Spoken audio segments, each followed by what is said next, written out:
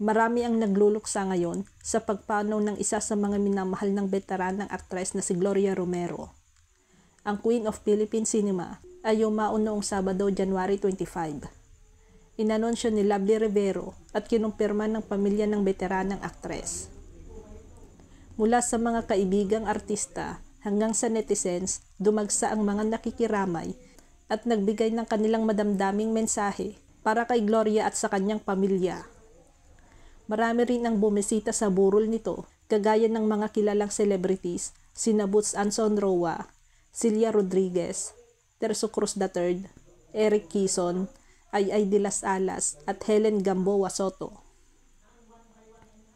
Labis ang pasasalamat ng pamilya ni Gloria sa patuloy na binibigay ng pagmamahal ng lahat para sa kanilang ina at lola. Ayon sa anak ni Gloria na si Marites Gutierrez, "Maraming salamat po. Thank you everybody for loving my mom. For 70 years, she's been in the industry. Noong araw senior people lang, pero ngayon mga bata na. Because of GMA, binigyan siya ng show na Daig Kayo ng Lola Ko. So ang lawak ng age gaps ng fans ni Mama, from matanda to children." Ibinahagi rin ng apo ni Gloria na si Chris Gutierrez ang kanyang paghanga sa kanyang lola bilang isang profesional na aktres. "Until the last moment, she was still trying to give pa rin. My lola is such a skilled actress. Nice person, she's always on time." Pahayag ni Chris. Sa kabila ng kanyang pagpanaw, nanatiling buhay ang mga alaala ni Gloria sa kanyang pamilya at ramdam nila ang pagkukulang na dulot ng pagkawala nito. "We're really close. I tell her everything. She tells me things na hindi maganda na dapat gawin. Although, masarili naman akong karakter, but hindi siya nagkukulang magbigay ng advice. Most of all, I miss her jokes." Emosyonal sinabi ni Marites.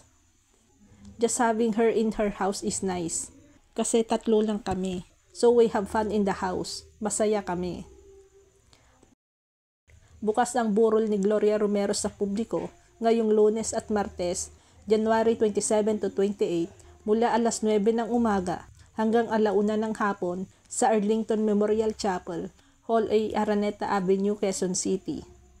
Magkakaroon din ng nobena at misa para sa aktres. Ang pangalawang gabi ng burol ni Gloria ay dinaluhan ng maraming kilalang mga veteranong aktor at aktres.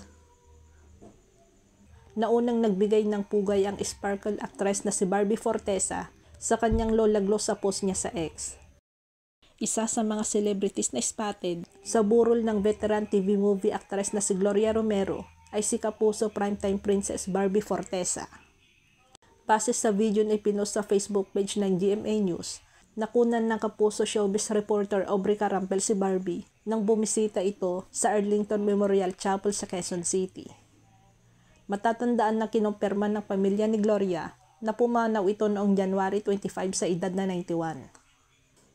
Nakatrabaho naman ni Barbie ang veteranang aktres sa hit primetime soap na Meant to Be noong 2017 kung saan gumanap ang late showbiz personality bilang si Lola Mads. Sabi ni Barbie, "Buong buhay ko pong ipagmamalaki na nakatrabaho ko po kayo."